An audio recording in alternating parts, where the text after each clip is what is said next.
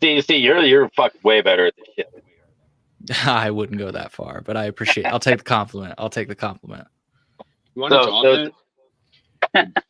Pay sucks, I'll tell you that. But I mean, he's close enough. I can pay him in a lot of weed. Oh hey. Yeah, I mean, so I've got to make it up there one of these times to fucking go hang out with him. So what better time than to deliver him a bunch of good stuff? Yeah, I got to make it down too. Whereabouts are you? You're in Southern Illinois, right? Oh yeah, I'm damn near in St. Louis. Okay, so, cool. Yeah, I'm on that side. I'll definitely have to let you know when I'm back down there. I did see my wife actually caught it the other day. No, I got it on my Instagram. The Luna Lounge was doing that big thing on 420 with Afro Man. Oh, really? Yeah. I didn't see that. I didn't see it. That's cool. Yeah, that popped across their thing, and I was just like, man, that sounds like we're trying to figure out what we might want to do for the old 420 Easter. Yeah. So that might be one. Maybe. Right? Hell yeah. Well, hey, I just want to say thank you all for bringing me back on the show. It's been a while. I think it's been 9 months. It's been a hot minute, and yeah, man, you're a fun interview and just a great hangout. So yeah, welcome back. We'd love to have you back even more. And there's a lot of shit going on here in Illinois to talk about. So you know, I just try to kind of stay updated on your page, honestly, to get my info. So, but other than that, man, I mean, and with that, I'll just start this whole thing by just thank you for all you do with the activism in Illinois, getting it out there for people and letting everybody kind of know what's going on, because literally zero clue about what is it, SB 42? Yeah, SB 42. Yep, I had to check my notes real quick, but yep. But so it sounds like it just came through last night that we got that passed through the Senate. It needs to go to the House. Yes, it was actually sometime this week. Senate Bill 42 passed the Senate. Like you said, it still has to go to the House. Once it gets through the House, so just a quick technical detail, it's got to go through a House committee, which I say that because when a bill goes through a House committee, this is one of the rare instances in Illinois politics when somebody like yourself or myself can actually directly participate in the process. And that's what I did last time when it went through the Senate committee. So it's gone through a Senate committee. It went through the Senate. Now it has to go through a House committee and then through the House. And then it can be signed into law by the governor. Oh, man. Gotta love Illinois politics. Yeah. So now is this the same one? Have they kind of wrapped the two together with the smell of burnt cannabis and now the smell of raw cannabis? Are they now wrapped together in one bill? Yep. From what I understand, they are wrapped together. It's the idea that Senator Ventura, who crafted this legislation, came up with is just that the odor of cannabis in and of itself, whether burnt or unburnt, or as you said, whether burnt or raw, in and of itself alone should not constitute a reason to search a vehicle. And one of the things that gets lost a lot in this conversation is it's not only that law enforcement can search your vehicle, but legitimately, guys. And I actually tried to make this point last time. It was going to be heard in a House committee, but unfortunately they canceled it. So I basically made a wasted trip to Springfield. On my way to the Capitol, I stopped by a dispensary and I said, "Hey, bud tender, give me your smelliest package of weed." And they did. They did a great fucking job. So shout out to, I think it's the only, I'm not going to name them, but it's the only Springfield dispensary in Springfield. I think there's one. I could be wrong, so whatever. But anyways, they gave me a package of weed that smelled pretty bad. So bad that multiple people in the room said, "Cole, is that you?" I said, "Yeah, that's me." Yes. I brought this here today because law enforcement, police brought a container of cannabis last time, and they were like, "Well, nobody can smell it in the room, right? Nobody can smell it in the room." And it's like, I don't know where you got that cannabis. And but anyways, I don't know where I was going with that, other than, I brought cannabis to a hearing room. It stunk up the whole courtroom. The fact of that Oh. they can get you on. Yes, I remember what Yeah. I was saying. So a lot of people focus on the fact that they can search your vehicle, and they can, and that sucks, right? Because in America, I know we've got Canadian friends here, but in America, we're supposed to have rights. I'm not saying that you don't have rights in Canada either, but you have the protection against search and seizure. You can plead the fifth, things like that. And so people focus on the fact that the odor of cannabis allows people to basically violate your Fourth Amendment right, which is true. It is unfortunate. But I think the lead that's being buried is that, just as that scenario I drew out, like if I would have been pulled over on the way to the Capitol, not only could they search my vehicle, but they would have charged me with a Class A misdemeanor. Like that's, I think, the big, not only, yeah, can they search your vehicle? That sucks, right? That's never a fun experience to be stuck on the side of the road, law enforcement going through your car. But you can literally be charged with a Class A misdemeanor, which if for our Canadian friends, at least in Illinois, a Class A misdemeanor is what you get when you get charged with like domestic battery. This is just for having cannabis in your car. In a legal Not even state using now. it. Yeah, that's a bit much. Like, Right. so I got pulled over a couple of years ago speeding, and yes, I absolutely was. They smelled weed in the car, and they started asking the question, when was the last time you smoked weed and stuff like that. And I lied and gave him a lot more hours than it actually was, right? And he gets out and basically gets me to walk a straight line for him. He just wants me to show that, yeah, I know I'm not completely fucking blitzed and high. And then here's your fucking speeding ticket, and along the way you go, as long as you don't give them any extra reasons to kind of, stuff you're talking about, man, to be like lumped in with fucking woman beaters and shit like that. Like that's I thought it was neat that you brought it up about that you bringing the really stinky weed in there, because that was the other thing that I noticed when I saw that the bill got passed through. Was it was kind of written in that they were also getting away with the odor proof packaging for everybody else, because right, we have realized, I was gonna laugh if you made this comparison, because it's like, right, like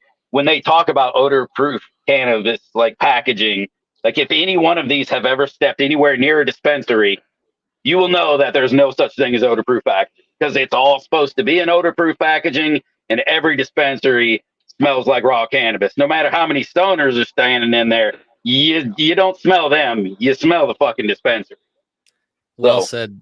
Well said. Yeah, that's actually something I brought up in my testimony, which is I just asked, has anybody in this room been to a dispensary?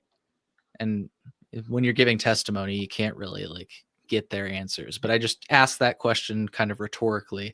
And the reason I asked that, to your point, is because when you go to a dispensary, it smells like weed. And, I don't know how things work in Canada, and things work differently even in different states. But the way that things work in Illinois is that all cannabis packaging comes pre-packaged. And I say that because when I went to dispensaries, like when I first got my medical card, before legalization, before 2020, I always thought in my mind, like when I'm buying this eighth, there's people in the back like filling it up, but that's not how it works. It comes all pre-packaged, which means that the reason you smell cannabis is because the cannabis is not in odor-proof packaging, which means that the moment you get in your car, you're out of compliance with the law, which is just nuts. and then, I don't believe that they consider a mason jar or something child-proof container, which was my kind of go-to transport for a medical patient who grows my own, so I don't have to rely on theirs, which historically has not been great. So, my odor proof is very odor proof, but it's not child proof. Right. So now we have this catch 22. Uh, and then most of the time they like to look, especially if I'm going somewhere, I'm usually carrying a fair amount with me. I'm a medical patient who uses it quite heavily for a lot of things. So I carry quite a bit with me.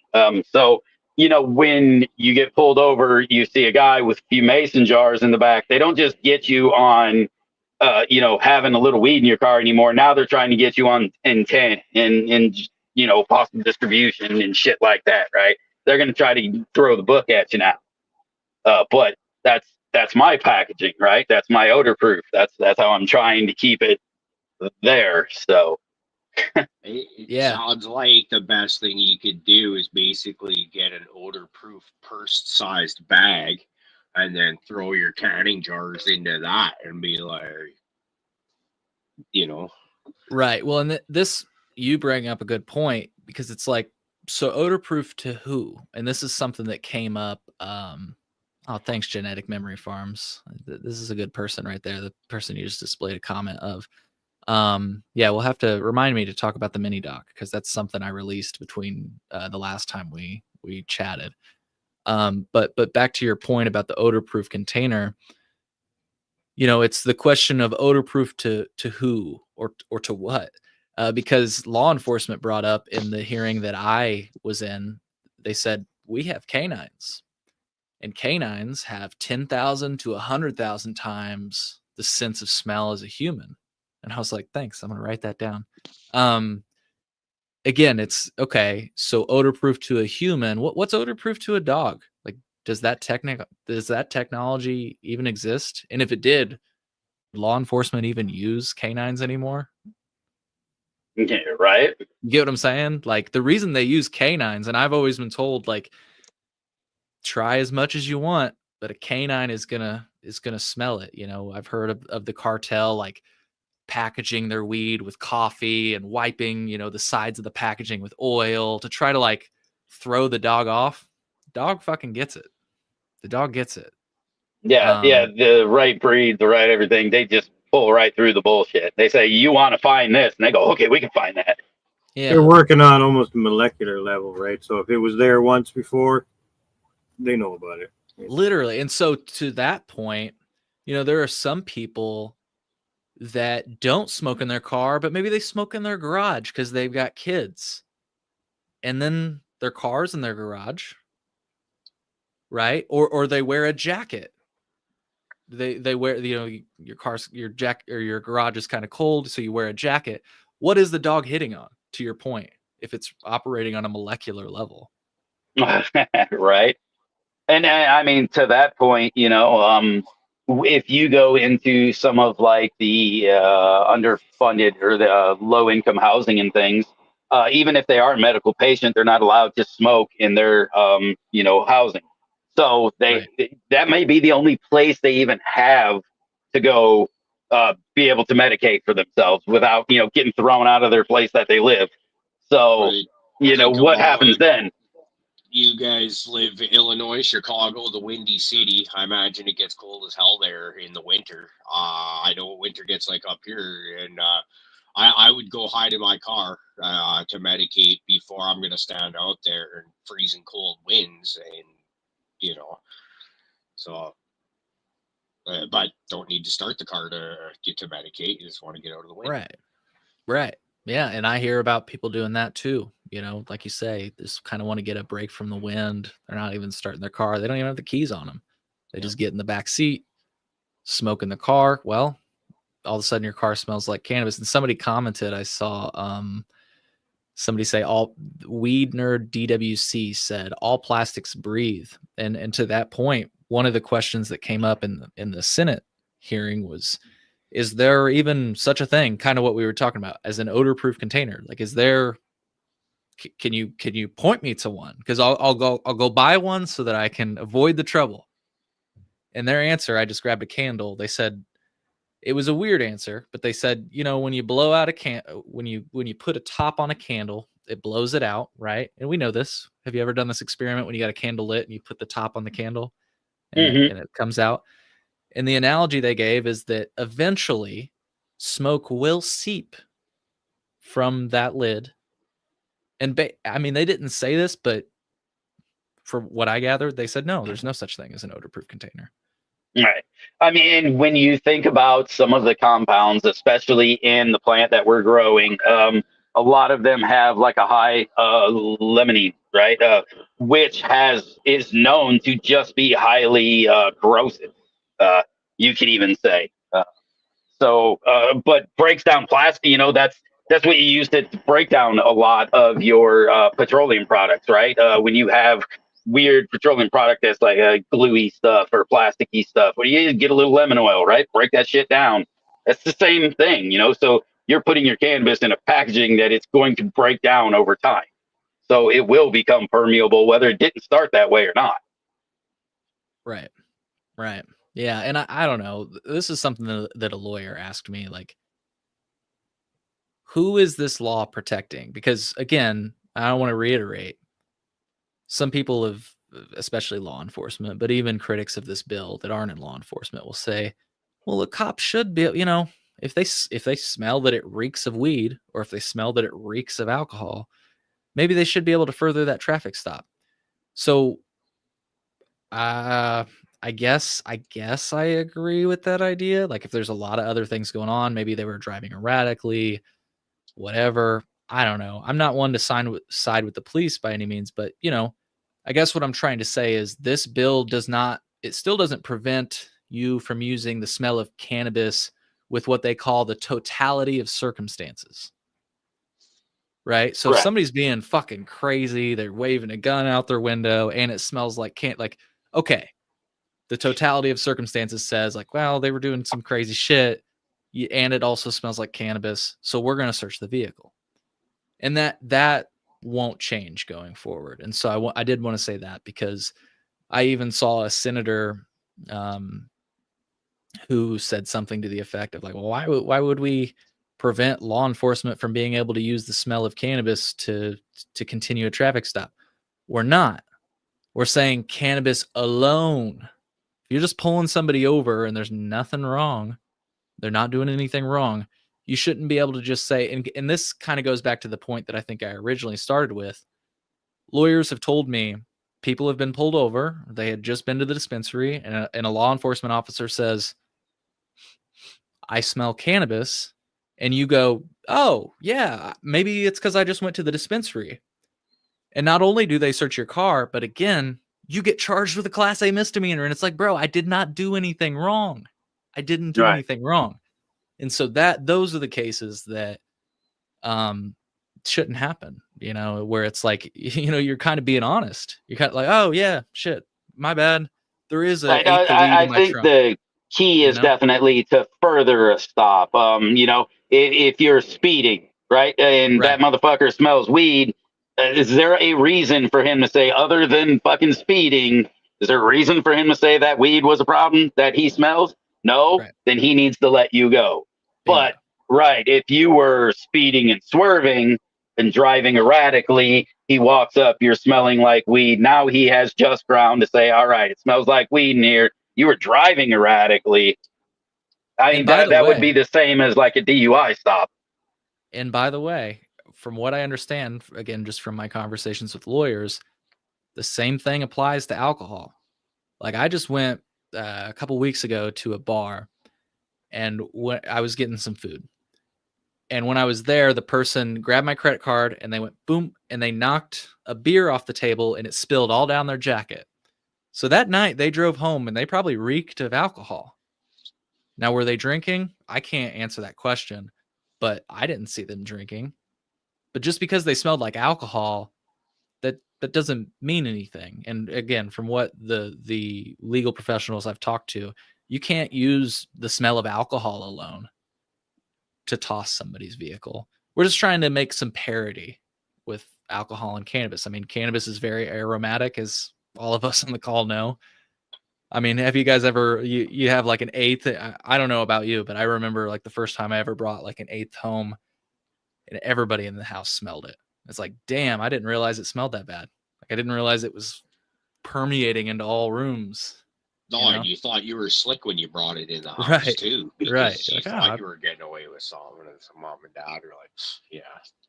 That's actually what I didn't say is mom and dad. It usually is that. Yeah, they're like, what the fuck did you bring home? Oh, I thought I was good. I thought I double bagged it. Nope. If we've been there, that's a fun one. No, there was an interesting question. Jay Patrick asked, does having a medical license do anything to help you in Illinois? And yes, I mean, once it's kind of your saving grace after they've already kind of like tossed you and screwed you up and, these problems. You get to say I'm a medical patient. Possibly beforehand, they may not go as far with somebody reading a medical card, but it's not been a guarantee that I've seen, and from people I've talked to yet. I've still seen medical patients getting more than harassed, just like anybody else. What are your experiences, Cole? Well, fortunately, I don't have any with getting in trouble, but to your point, though, I think you hit it pretty well on the head. I've not heard of a medical card necessarily being like a saving grace, unfortunately. Now, I don't know which, but I'll just plug this really quick. I think I can share my screen. I wrote this article on colememo.com. I don't know. I've got my screen shared, but I think there you go. It's titled Illinois Senate Advances Bill to Curb Cannabis-Based Traffic Stops. House Consideration up next. This is kind of what we've just been talking about. And the whole reason I'm bringing this up is because one of these two cases, right here at the top of the article, there's been 2 Supreme Court cases. You can read about it, or you can listen to legal professionals discuss it on my show. So there's 4 links here, one about each ruling, or one per each ruling. You can either read or listen to each ruling. And one of them, I think it was Molina, but I could be wrong. The person had a medical card, and it really didn't help them. It didn't hurt them either, but back to your question, it's not like it was like, oh, well, he's a medical patient, let's let him go. It was brought up, though, that, and this is a good point, I guess, to make. This odor-proof language, I could be wrong, but and this is why I'm recommending people to check out not only what I've written about it, but where I actually have legal professionals on it, on my show to discuss it. This odor-proof language was created in 2020 when we legalized weed. In other words, we created this crime. Between 2016 and 2020, cannabis was decriminalized, and for all intents and purposes, you could have had a joint in your front pocket or in your ear, right? You ever put the joint behind your ear? And it would have just been a ticketable offense. Like, get out of here. But now that it's legal, it's a fucking Class A misdemeanor, which is like, I would say, a measurable increase. Yeah. And now you are treated as a criminal. And we're going to toss your car, too, by the way. Yeah, I remember in the earlier days, and far even before legalization, when you would get towards like the U of I campus and things like that, they've basically decrimmed that a long time ago. It was kind of toss it and forget about it, be on your way.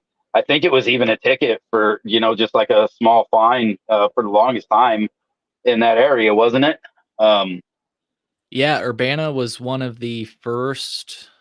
I don't want people to quote me on this, but it was an early mover in terms of decriminalization. And like you said, that's where the University of Illinois is. And I'll share my screen one more time. I produced an entire series. It's called Hash Wednesday. So have you guys heard of Hash Bash in Michigan? Yes.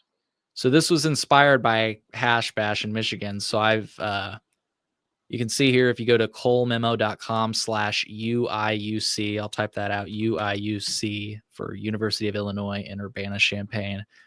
I've got, it looks like 6 episodes with students that were actually present during these protests. And I've even published a free to view photo archive. A lot of this stuff is like nowhere else to be found on the internet. So this is some like vintage Illinois history. You can see some former students actually getting arrested on the quad. They were just straight up smoking weed in 1988, just right on the quad.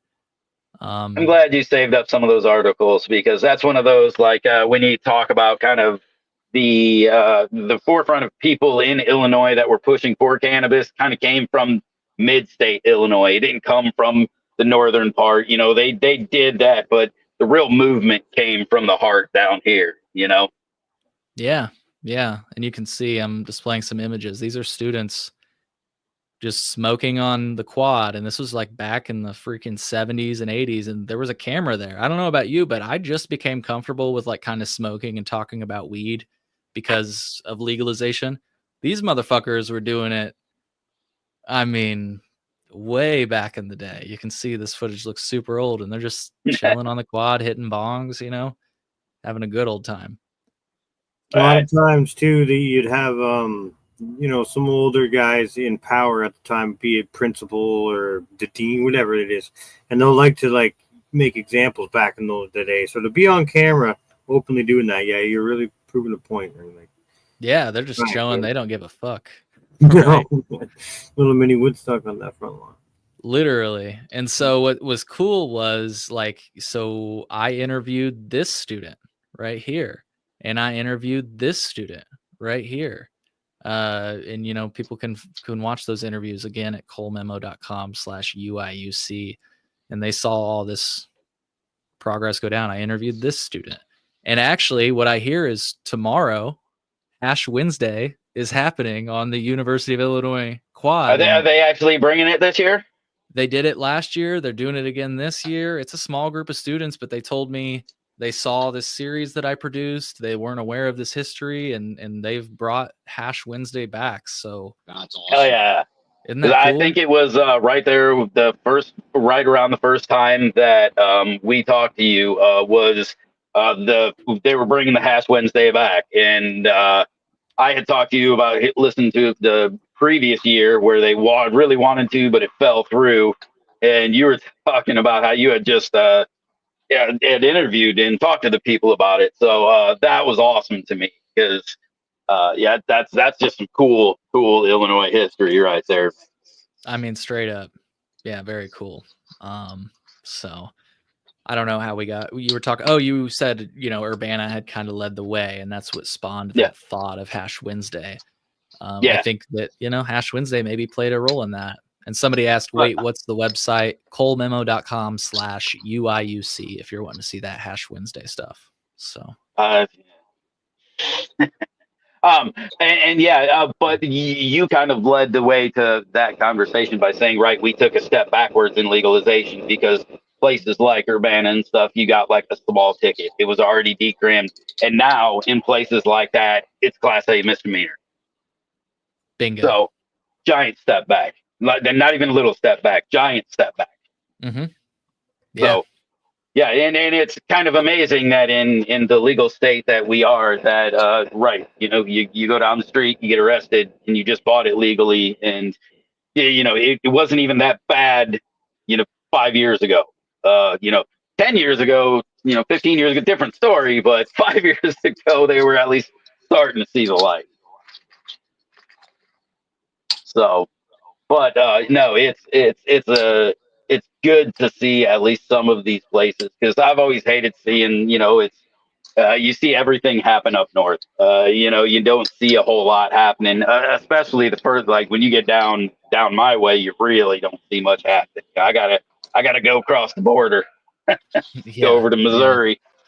Yeah, I think, like you said, the only thing that happens down there is in Missouri, or shout out to Southern Illinois University. They've got their Cannabis Science Center, which University of Illinois also has a cannabis. They've got cannabis courses and stuff, but I know Southern Illinois University has actually thrown events where there's consumption there. I mean, this is a higher education, pun intended, institution, and they're teaching people how to grow. They're having consumption events. I've smoked with a lot of the faculty at, around Carbondale. So, but like you say, it is very few and far between in Southern and Central Illinois. It seems like a lot of the stuff is going on in Chicago, which. Yeah, and I mean, rightfully so, right? Like that much of the population's up there, and we just bitch about it, but right. Exactly. But it would be nice to be able to start to get some of these events a little more, centralized in the state. You get some of some of these little hillbillies that you ain't seen going up competing in some of these events would blow these city boys' minds. You know what, Fluffs? I think we're gonna have to be the change we want to see in the world. We're gonna have to start bringing some events Yeah. to Central and Southern Illinois. And shout out to just another shout out, IllinoisNewsJoint.com. They do a lot of events, I would say, in Southern and Central Illinois, or at least I've seen. They're out there by the kind of like in the Peoria area-ish, right? Where they're doing events. Yeah, I think they do Champaign. A lot of times they collaborate with Southern Illinois University, so they'll do some downstate. But wanted to give a shout out to them because another great resource. Absolutely. And what's another one that what is it? The Two Dope Dudes. Oh my gosh, another great one. Two Dope Dudes. Yeah, you guys, if you can get one or both of them on the show. I think if people want to search it up, it's called the Elevated News Podcast with Two Dope Dudes. I think that's what it's called. If you search up Two Dope Dudes Podcast, you'll probably find it. But I just wanted to throw out Elevated News Podcast because I think that's technically what they go by. But yeah, dude, they have a great show. They get great guests, and they cover a lot of what's going on in Illinois, including some of these events, which is kind of what we're kind of talking about. So. Yeah, it's like you say, I don't know. It'd be cool to see more events. I sort of get why you don't. It's hard to profit off of a weed event. You can get sponsorships or whatever, but since you have to sell weed at a dispensary and just the way that all the regulations are. They've made the regulation in Illinois really hard to make a profitable event. I've definitely seen that, or at least an event that that you could get people to anyway. Right. And I mean, I don't think this would be a foreign concept, which is kind of funny since I'm about to talk about Canada. So technically what we're talking about, but I don't know about you in Canada, but like, it's not like crazy to have like a bar service at a party, right? That's not like a crazy thing, right? Right. No, but weed, apparently that's a fucking crazy thing. I mean, do you even see that in Canada? Do you see like when you go to parties, do they have like an open bar for weed? No, I think people just go outside and smoke weed, kind of thing. If you're fair, have a bunch of pre-rolls or whatever, just go outside and smoke. Yeah, private events. A dream though would like that would be freaking rad. Right. Go hang out. Like I envision like a pool hall or a pub kind of type atmosphere. So that would be my preference, right? Let's go and there's your fucking jars of weed lined up, just like you might see at a dispensary or whatever. I'll take some of that. Yeah, any of the parties I've seen that are anywhere, like it's either where I am in Ontario, it's either legit business party kind of thing where it's all LPs, licensed producers, and their stuff, and then that's where the regulations are on full, just like any other thing. There's usually no leeway on that, so it'll be only their products, and it's like generally only given to people that have a certain license called a can sell or something. So you have to be involved in the industry and like badged basically to be eligible. Or if the general public does have access to the party, they just have to use their own cannabis. They can't obtain any at the party. It's kind of it's like they don't care if you smoke your own, but you can't get the handouts unless you have your license, like your can sell. That's Ontario. I don't know the rest of Canada, but yeah, I believe so. I had someone close to me in the past that was working in the industry, so I got to see it quite close up. So I believe I'm correct on what I say, but I think BC's probably about the same. All the events I hear about are either Vancouver's 420, which is a massive free for all, which I've got to get down there one time, but haven't.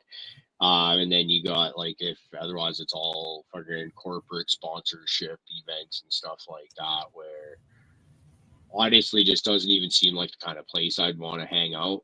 Like, it's just a sterilization of cannabis, in my opinion, and so it'd be why. The dream, I think, would be for us to just kind of do our own kind of like DGC Cup, something like that, up in our area, your area, if we want something like that to happen, because I think you'd have to do it on the fly. And I own this property and just figure out the logistics of it from there, sort of thing. Yeah, I think that's what he was just saying about for us down here too. Is that might be what we have to do, is kind of make our own thing. And I think in doing this, that's the way that you just help bring it out to people's eyes, grow it bigger, get more people wanting to do it. But right, it's you got to have the money behind it to get it started, and especially with some of these, I don't know how easy or willing it is to work with some of these dispensaries and or cannabis companies here in Illinois. If you were trying to throw an event like because pretty much here, I don't know what the logistics of trying to do like a personal or like medical type, thing would be. That might be a no-go, without doing it kind of underground. I've seen some, it is interesting. I was gonna remind me, I got a Canada I'll write it down so I don't forget. I got a question for my Canadians. But there is a little bit of a, let's call it a loophole. I hate that term, especially now that hemp has become a big thing. But the way I've seen some events go down, and I'm sure I'm going to see more this summer in June when I'm up in Chicago. People will, depending if they're cannabis companies or if they're people that host these events, what they'll do is, they'll partner with some brands, and the brands will send some of their employees to acquire cannabis, right? So they'll buy their max 30 grams or, 500 milligrams of edibles, whatever they're handing out. Bonus points if they can hire some medical patients, because not only do you get it as a cheaper price, but then your medical patient can carry more technically, right? Since you have a higher possession limit. So they'll buy a bunch of weed, they'll bring it back to the party, and they'll give it away. I've been to a few different events where like people are just fucking handing out joints and edibles, and I've walked away with I'm like, shit, we're in Illinois right now. It's rare, but it happens. And it's with legal companies, and it's pretty cool when it happens. Now, the reason I kind of say that I don't like loopholes is because I feel like it's silly that we have to do that anyways. And I also wonder with things like this, like, okay, so you send a bunch of people to get a bunch of weed. Let's say the cops come, just hypothetically. That's a bummer, right? But let's just say the cops come. Whose weed is that? Like, do we divvy it out? Like, who's going to be charged? Because there's a lump sum of cannabis that we're apparently handing out to people, and gifting is okay, I guess. I've asked the state about that. Gifting is okay. Technically, you're not supposed to gift medical cannabis because it's not taxed the same. But like I say, from what I hear, it happens. Well, I mean, that's the same as you're not supposed to give your codeine to people. True. Yeah. So that's where you have to look at that. I'm not giving you my pills that my doctor prescribes. I can't give you my medical cannabis. Yeah. So I mean, I see the thought behind that, but that's as far as I'm going to give it as I see it. No, I think I agree with you. Like, it's like, that's your allotment. That was supposed to be your medical cannabis. That's why you got it at that tax rate. And so you shouldn't be giving it away to people, because if they wanted to buy it, they could have bought it, and they would have gotten it at a different tax rate. So, but it is interesting. Yeah, gifting is legal in Illinois, but it can only be cannabis that you bought from a dispensary via adult use. It can't be your home grow, and it can't be something you bought with your medical card. But from what I hear, this is why I'm really excited. They're getting rid of the whole smell-proof packaging thing, because that's going to make some yes, hopefully, thank God, fingers crossed. But hopefully that's going to make some of these shitty loopholes where I will be able to say that, well, I just had to put my cannabis in this package over here. So I'm giving out, my home grow, but I'm giving out my now purchased cannabis? Question Yeah, mark? right. Haha. You can't prove I didn't buy this. Fuck off. Get out of here. That's what I always tell people. If you're going to gift cannabis, just don't tell them where you got it. How many Right. of you guys would be somewhat like, okay, think of it like dispensaries bought cannabis as opposed to homegrown cannabis? How many of you are more likely to be offended if someone handed you a bag of dispensary cannabis as opposed to friggin' Fluff's like friggin' homegrown Black Forest? Like, it's just I'm cracking jokes at the situation here, but it just like it just seems absurd to me once again. Like, just you like regulation up here is dumb, but like you guys just take it to a whole another level where it's like they'll split hairs over anything down there, and it's wow. This is actually it's interesting enough, and I think that the Illinois has written it in pretty slick enough that the answer is no. We cannot in any way charge if by giving a gift. I believe they say if a gift and money changes hands at any given time, then it's no longer a gift. Correct. Yeah, you're pretty well on the dot with that, and I can actually even display the answer that I got from the state maybe here in just a moment. Yeah, because that's another thing, man. I hope we get to touch on here for a while is just all of your interactions with a lot of these people.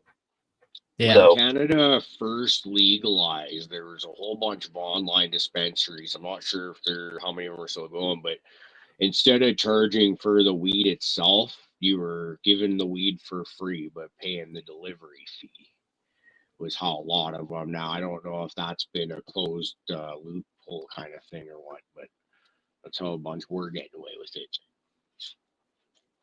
Interesting. That is super interesting. Yeah, back to that question that you guys displayed on screen. This is an answer from the state of Illinois. They said individuals over the age of 21 may give gifts of cannabis to other adults over the age of 21, so long as the amounts are below the personal possession limits and nothing of value is exchanged. So yeah, you can't. I think the other question was like, can I charge for my time or whatever? No. I love that. That's how they get you. Nothing of value is exchanged. Like, you fuckers.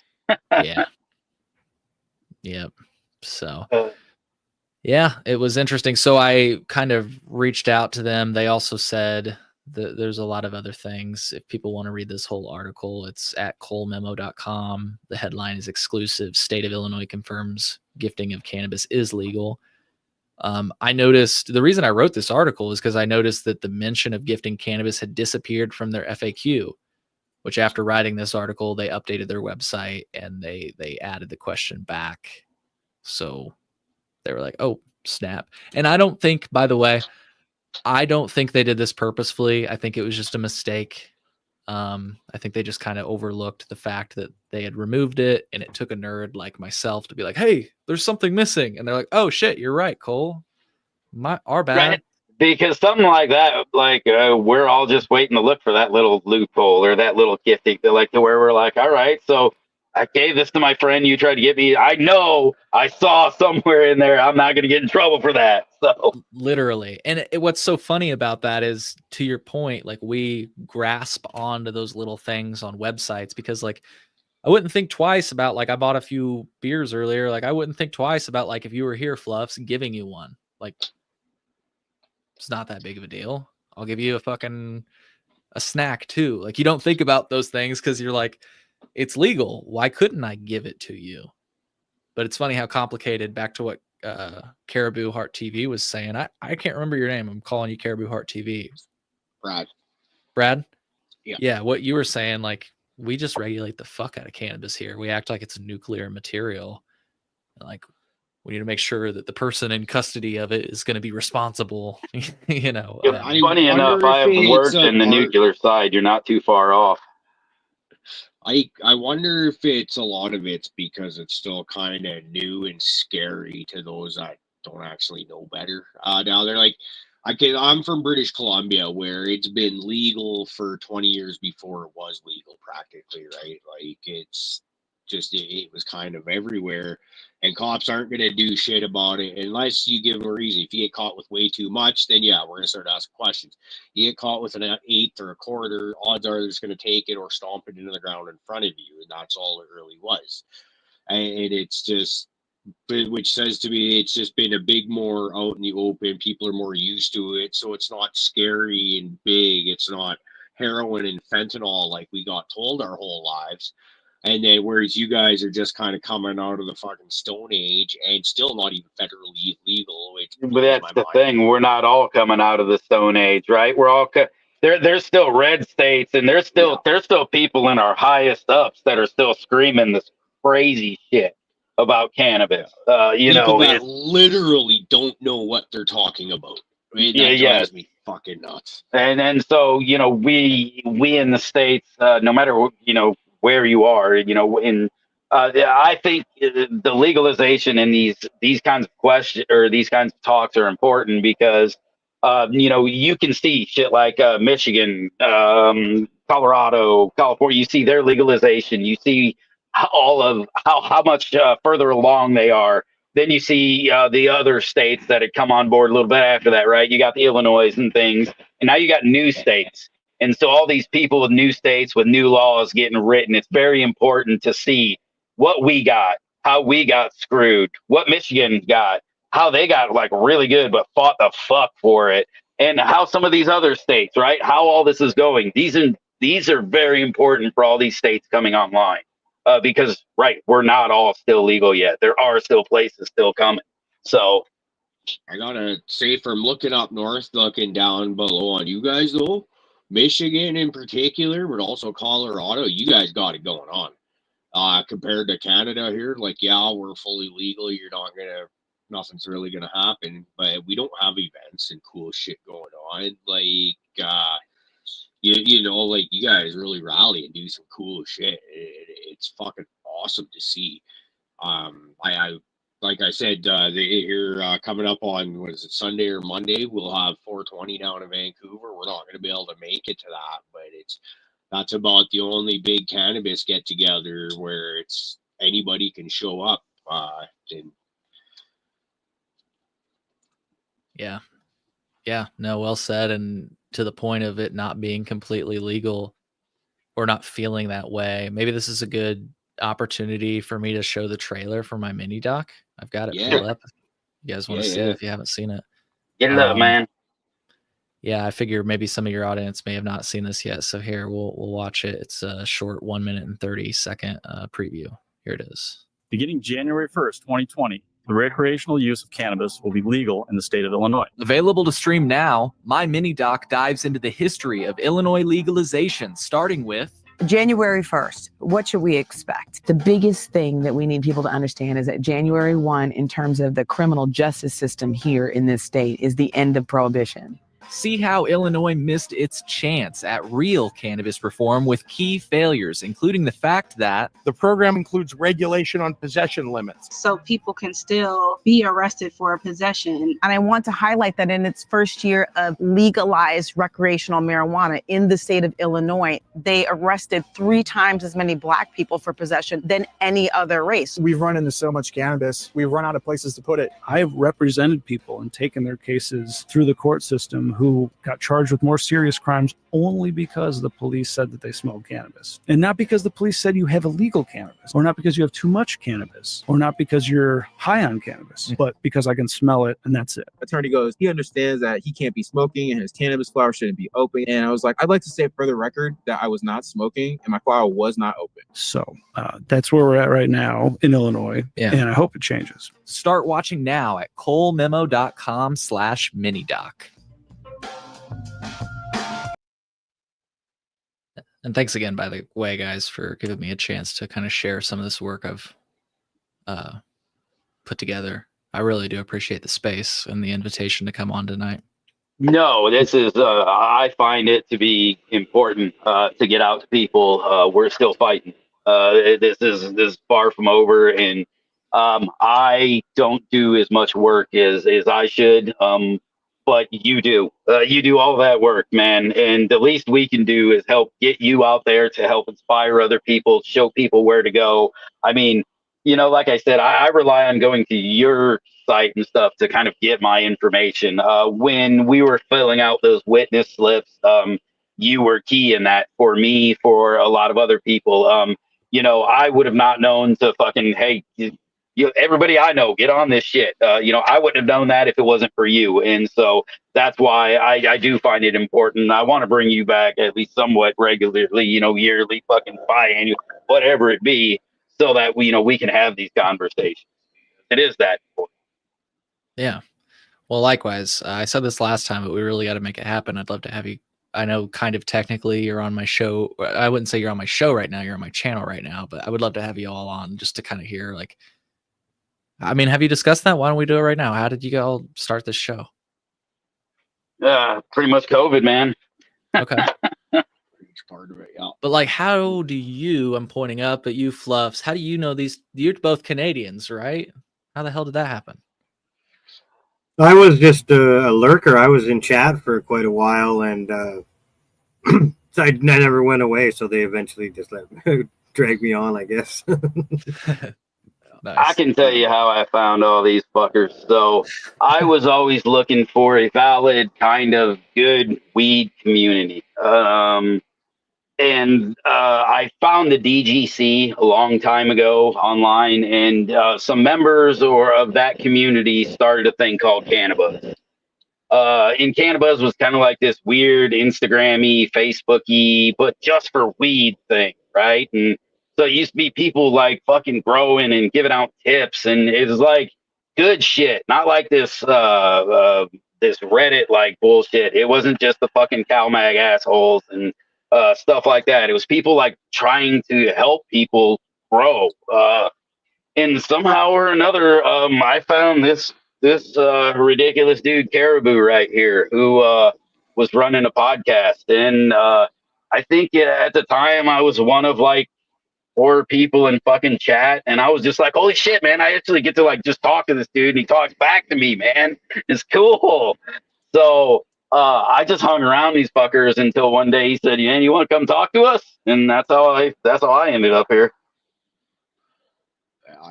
For me, man, honestly, it's been living in a small town. Everyone I know seems to smoke weed. Nobody really grows it. I had one guy that I used to work with years ago that he grows it, and he lives an hour away, kind of thing. But we were both kind of at the beginner stages where you're getting good, but you kind of want to learn to take the next steps, And there's nobody to ask because all the growers out in my area are old school fucking prohibition era growers where you keep your mouth shut, you don't ask questions, and that right, includes keep it to even yourself. illegals, right? So it's like, fuck, what do you do? So it's okay, well, let's start a YouTube channel. I was doing some aquaponics and shit like that at the time, or trying to do aquaponics, it'd be a better way to put it. So actually cool stuff, and just putting it up on YouTube and trying to do like a weekly grow diary. This happened in my grow room this week, and then kind of wanted to progress to having like a multi-person panel, whether it be me, one other, or me, multiples, and then found Cannabis, right? And it was like all of a sudden there's people like Fluff that were jumping on. Honestly, I thought Fluff was British when we first started talking on Cannabis.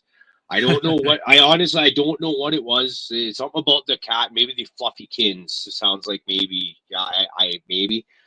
And then he comes on the show for the first time in the back room of the Zoom before we go live. And it's like, oh, no, he ain't British at all. That motherfucker looks like he could scrap. Then sure enough finds out he's lifelong martial artist, and yeah, he can scrap. But it was just not knowing anybody that grows and wanting to progress myself.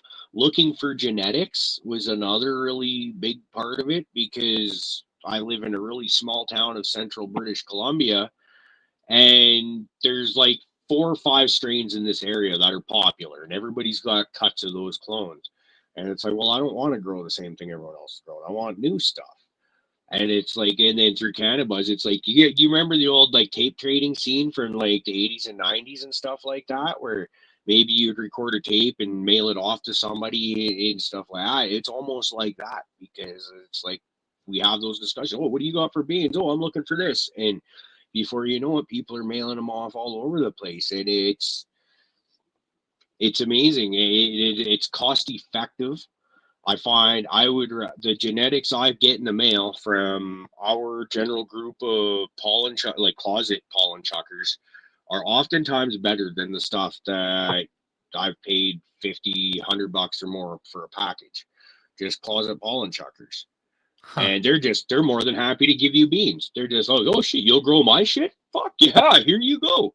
And they'll send you tons. And it's amazing. Whereas you could go to an online seed vendor place, and you're paying, like I said, like $50 minimum generally, right? And the weed community that we've found it's an amazing thing. And if I hadn't found all this, I think of like what being just a little hillbilly ass backwoods freaking grower. Like, I don't know. I'd be able to grow good weed still, or I was able to back then, but like, man, y'all have helped out. Or when you get those sudden problems, like an infestation that you've never seen or something like that, and you go into the Discord or something like that, and you start posting up that, and immediately you got a dozen people giving you good, proper answers, instead of like Fluff mentioned earlier, the CalMag assholes. Remember them on Facebook when you try to learn a thing or two about growing on Facebook? And everyone's freaking, oh, CalMag this or that. And then they freaking chew you out for asking beginner questions. And it's like, well, no, man. Like, everybody starts out somewhere. There's questions that I still see to this day that'll shake my head and just kind of giggle to myself. There's no need to be rude. Yeah, no need to be rude. The sense of community that was built by Caribou here, it's crazy. I've been around for years now, developed some really, really good, strong friendships. I've had people come from miles away to come hang out at my house when I had a little camp out for kind of based on the channel here. And they have one down south too, and it's a big hit. It's just crazy how, we're looking for grower companions. And that's a lot of the old school still kind of sticks around, where people don't really talk about it too much, or it's coming around now quite a bit, but it's pretty neat that you see, 50 or so people in here each time we go live. And you're popping. Yeah, it was the big reason that when they asked if I would come out, I was like, you know what? Like, it was, I don't think we were quite legal yet, actually, in Illinois. Maybe we were, but maybe just for medical at the time, but not rec. But I was like, right, like, as for like grower wise, like, I want to get out there. Like, I want to be that base of just the normalization. Be out, talk about it, because we're not going to get it normalized. We're not going to get people, to stop the fucking stigma without getting out there and having at least a few half intelligent conversations. So I thought, this was kind of my part to try to help that normalization of cannabis throughout just all of it. Hell yeah. Yeah. How about yourself? How did I get into it? How did you get into getting into especially like the legal aspect of doing this? It's a good question. I would say it started with like one of my first trips to Colorado, which I remember turning 21, and I don't think I drank much at all at the time. You guys maybe saw I've been drinking a beer tonight, but I don't drink that often. And that's just been kind of a consistent thing for me. Like, I'll have a beer or two or whatever, or like this, tall boy, but it's just not something that's really ever been that big of a part of my life. But the cannabis, I can't say the same thing. Cannabis is, ever since it was introduced to me, has been a big part of my life. And so I remember I turned 21, And I'll keep this story somewhat short because I've told it a few times, but I think it's a good story. I remember laying in bed the night I turned 21, and I was like, I was really looking forward to this. It was kind of like one of my last milestone birthdays. I feel like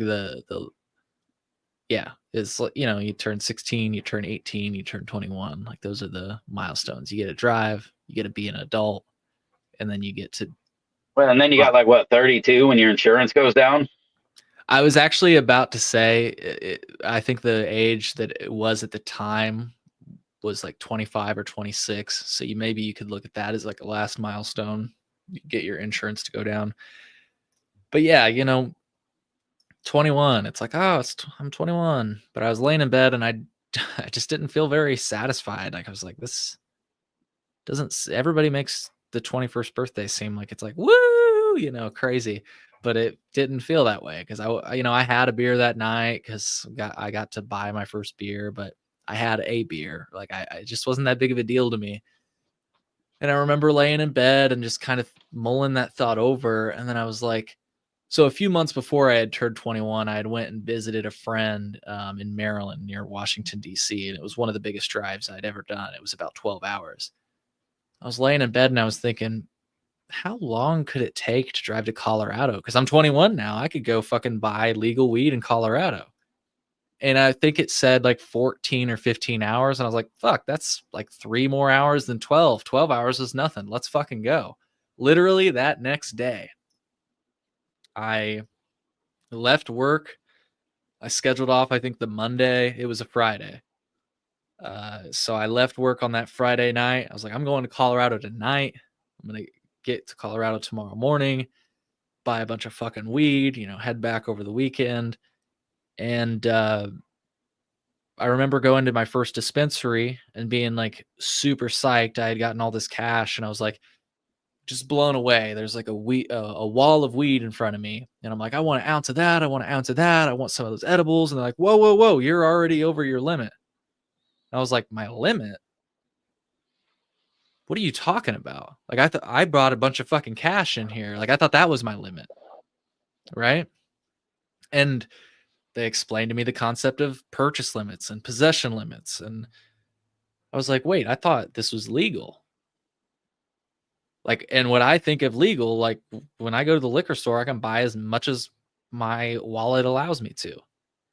And that's when I became admittedly a little bit obsessed with what I see to be the shortcomings of legalization, I say in quotes. And so I don't know. I think it was actually around COVID. I think that's maybe what we all have in common. I was looking for a little bit of an escape. I had done podcasting in the past. I've always loved podcasts, but I never really had anything like much to talk about. And I was like, this is something to talk about. And so that's how I started. Yeah, it was just like, let's just talk about, this industry is coming online. I had a medical card for a while before that, but I think Fluffs, you mentioned it. I still didn't feel comfortable talking about it, even though I had the med card. But I was like, well, now it's supposed to be legal. Everybody can buy it, so it's not that big of a deal. Let's talk about it. And that's how I started doing the podcast. So the thing I find where the podcasting and the internet talk about cannabis is best is, like I said earlier, everyone I know seems to smoke it, but only one other person seems to grow it, which means once you get kind of talked about that curved bag of weed in front of you and your buddies, the conversation just ends. Whereas, like all of us, we'll sit there and talk about the subject, and you can see people's eyes glaze over. They're like, "Oh my god, there he goes again," and it's so. While yeah, it seems to be everyone, or at least in my area, everyone seems to like and smoke weed and stuff like that. There's very few people that are fanatical about it.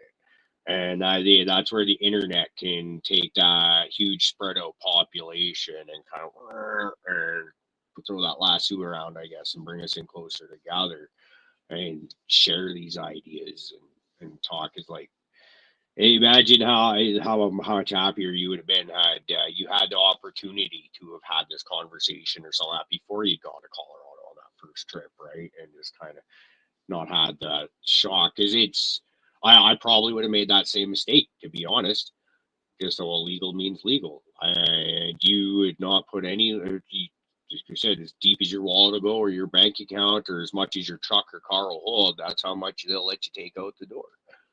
Right. Why not with weed? Because weed ain't never killed anybody. As far as I'm aware of, I've lost a lot of friends, family members, to alcohol-related issues. Sad. Straight up, dude. Yeah. Yeah. And I think Willie Nelson had said, the only person he knows that got hurt from weed was when a bale of it fell on his buddy. There you go. Well, you know what? There was this one time I was helping my buddy in the garden and I fucking stabbed him with the scissors, because you talk with our hands and shit. We were both fucking arguing about something. Next thing you know, he's like, fucking motherfucker, you stabbed me. And I was like, so, I mean, there was a weed injury right there, but that was a little different. We can all agree, I guess, that we've maybe smoked. He should have gave me the blunt. Like some say sativa will do this and just get you a little paranoid, maybe a little off edge. Some of the new users too, we've heard this where they overconsume and they get a little messed up, right? So there is that little bit of room for the intoxication level to be amplified and someone to cause injury to self. There was someone in Colorado who jumped out at a hotel balcony or something. They're on an edible. That caused a big stir. And so there is that little weird little spot you can kind of put in there, but yeah, not much. Yeah. Well, and that's a great point. And, I think that it's good to bring up that point because I might be loosely quoting Hamilton Morris when I say this, who's, if people don't know, Google Hamilton Morris. They talk about all sorts of drugs. The pharmaceutical or whatever. Yeah, they had a show on Vice back in the day. And one of the great points that they made is, in America, we should be allowed to engage in activities where there are risks, and we are in so many different ways. Like, you can buy alcohol, as we just established. Like, many people get hurt by alcohol. I ride a motorcycle in the summer. My mom hates it. I love it. A lot of bad things can go wrong. You can parachute. We have the freedom to engage in these risks. And I think that people do themselves a little bit of a disservice when they say cannabis or psychedelics, they're safe, they're spiritual, they're this or that. That's not the point. While those things may be true, I don't want to piss anybody off in the chat. It might be medicinal, it might be this or that. I'm not disputing that. It may be, but you're almost, and somebody said it in the chat, that goes for abusing anything. Cannabis can be abused. Yeah, I mean, look, smoking anything is probably not safe, probably not healthy for you, but you should be able to, if you believe you live in a free country, be able to engage in those risks. You should be able to explore these alternate states of consciousness, whether or not they're safe, therapeutic, spiritual, whatever. The point is not that they're safe. The point is that if we live in a free society, we should be able to engage in some risks and, as an adult, kind of be aware of what those risks are. So I think G-Base said it, yeah, you might get fucking paranoid. Expect aspirin's safe. There's lots of things that are safe until you overdo it, right? I'm sure fucking. I just think of it because my wife was watching some goofy show with us, and there was these people like brushing their teeth with bleach, and sure, I'm sure enough of that is considered safe. But right, once you break that limit, that's just this much too far. Now you're not safe anymore. And to that point, you were talking about Hamilton. I used to love watching that when he did the show on the hills where the people just kind of like lived off of amanitas. All right, yeah. I'm always a fan of most of these natural drugs pretty good for you. You're doing. Those were the people that you're like, right, see those guys, they took it too far. There's something a little bit fucking wonky with them. Mushrooms did it cool. No, remember Saturday morning at booth camp with lobsters, green wrappers? Oh, bro. Yeah, we became that tribe for a minute. Yeah. we did. Yeah, we did. Yeah, you gotta be careful. Somebody said in the chat, this is a good point. You can die from drinking too much water. Anything in excess can be dangerous, and look, I'm going to break some news. I don't know if you noticed, but I haven't hit cannabis once during the show. Last time, I think it was the first thing that I did when we got on the show. I've kind of taken a break from cannabis. I don't plan for it to be permanent by any means. And I say I've taken a break. I've just really laid off. I used to be like all day, every day.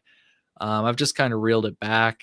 One of the things I love about cannabis is that I think, I don't know about you all, but I know this is going to sound super hippy dippy. Hear me out for a second, but I think it talks to you. I think it tells you things you need to know, things you need to be aware of. I think the best example I can give to you is, and I feel like this is like a universal experience. Correct me if I'm wrong if you haven't had this experience, but you go through a day, you're sober, you get home and you smoke, and you're like, no, why did I say that to that person? Why did I handle it that way? Like, I could have just been like, chill. Like, what was my problem? And it's not like I like get in fights with anybody or anything, but you could always be kinder as you said your name's Brad. I'm bad with names. Yeah. Dude, fuck yeah. I got the name. I'm so happy with myself. Sometimes you can just handle things better and be kinder, and cannabis does give me that grace. I feel like I am a kinder person on cannabis, but taking a break from it. I still use it. I was actually going to grab a cannabis drink before I got on. I'll still drink the drinks, smoke, here and there. But it's actually a good point. I wanted to kind of touch on that with you because you're a big advocate for the cannabis drinks. And you have talked about how you feel how you can see that being kind of the more social norm than smoking or anything else, is having that infused drink. And I can see that, and I think it's that alcohol culture in us, right? That we have that drink just feels more normal. So, and you were just saying you were laying off. So are you just kind of here and there? You still kind of? Oh with yeah, that? like this And weekend, I was fucking cheeching it up with my friend. I was drank the drinks. But to your point, yeah, to answer your question, I just haven't been smoking the way I have for, I guess, the last 5 years that I've been broadcasting, which is, like I say, usually all day, every day. That's just not how I've been consuming lately, and it's not for any specific reason. Like I say, for all intents and purposes, I'd love to get back at it. It's just that you haven't had the need for it. I haven't had the need for it, and to put it another way, it's like the plant has been telling me, like, yeah, maybe you can lay off of it for a little bit. I'll be here for you, Cole. I mean, I feel like the medication ebbs and flows. We have a system that can get saturated. You can reach a point of saturation that you just don't need it. And then your body can say, all right, we can lay off. And then you'll get to that point where you need more of it. I find that I probably go through that. And now, for me, it's going to be more of a heavier to lighter usage rather than I'm kind of laying off. Mine's going to be like, my layoff might be an hour or so. I might not put as much in the morning coffee, something like that. We may not need 300 milligrams to start the day. We only may need 100. That kind of situation, right? That's how it can ebb and flow for me. Because I've definitely found where I have hit even like shows like this, I have trouble sleeping on shows on these shows afterwards, and I know it's because I sit here, I get all wound up, and I just rip this shit. Just keep going, and I've been medicating all day like normal, and now I'm just excessively doing it, and so. Where normally it helps you sleep, I kind of, if I get over medicated, and that means in anything, you give me enough, they used to give me enough morphine and they would, or not morphine, Vicodin, and they used to, well, if you can't sleep, just take more. I said, I took more and it just made me more agitated and staring at the ceiling more. They said, well, take more. And I did the same thing. And I kept staring at the fucking ceiling more and being more agitated. And so I do the same thing with anything. When I over medicate, I just, so these nights, they get to you. You get over medicated, and so you're like, well, fuck, all right, it's going to be a bad night. But the next day, right, back it off a little bit, right? Not a lot, but a little bit, So, but it ebbs and flows. It talks to you 100%. It kind of helps you. It helps you with your medicinal needs. Yeah. Yeah. And what I do like about taking a break from it, it's funny. I've had people on my podcast that don't believe cannabis should be legal at all. Well, I'll be dropping another episode with somebody like that here in the near future. If people want to see other episodes I've done with people like that, if you go to thecolememo.com/Sam, SAM, you can see episodes that I've hosted with people that don't believe cannabis should be legal at all. I've hosted debates between them. I've just had them on my show. It's always good fun. And one of the things that they say is like, weed's so addictive, weed's so addictive. And it's like, dude, I know so many people that literally will take, like I'm doing right now, take a break from cannabis just so they can get higher on cannabis. I don't know any addict that behaves that way. Like you ain't gonna see no fucking heroin addict being like, right, nah, I just need to take a break. Oh, I'm gonna lay off for a little bit so that I can. Yeah, you don't see. You just gonna take a break today, and maybe tomorrow will be better. Right, right. It's exactly. Weird. It's weird because it's like being just like a leafy green material from a plant. People really push it into that, like, it's just a plant. I'm a hippie. But like, in the wrong hands, like I said, people get paranoid and shit off, and they can cause a bit of an issue. But what you're saying too is addicts don't behave the way cannabis users do. Even daily, heavy, chronic cannabis users, like you can take them away from it, and it's not like they may get a little agitated, like, hey, I need my weed, but they're not going to get anywhere near any of the other dependent type drugs where get sick. Dope right. sick, whatever. I feel like the other stereotype, like weed makes you lazy and useless and stuff like that. I think that was more stems from the type of person you were before you even smoked that weed.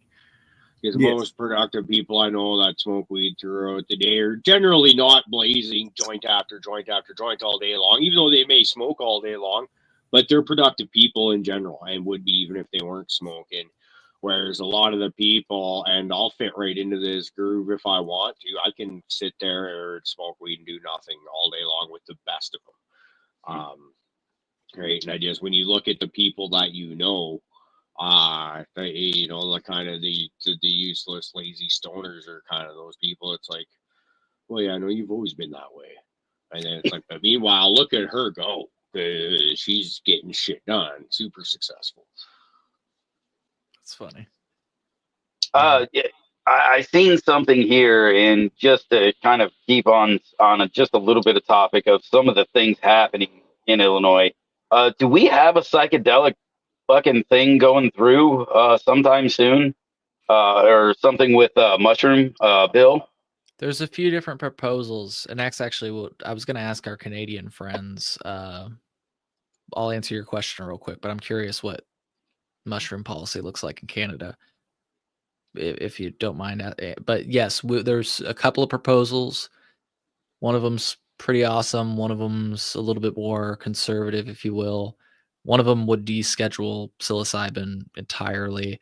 One of them would create like a pilot program similar to our first medical cannabis program. So yeah, I mean, it's a possibility. I don't hear a lot right now about it.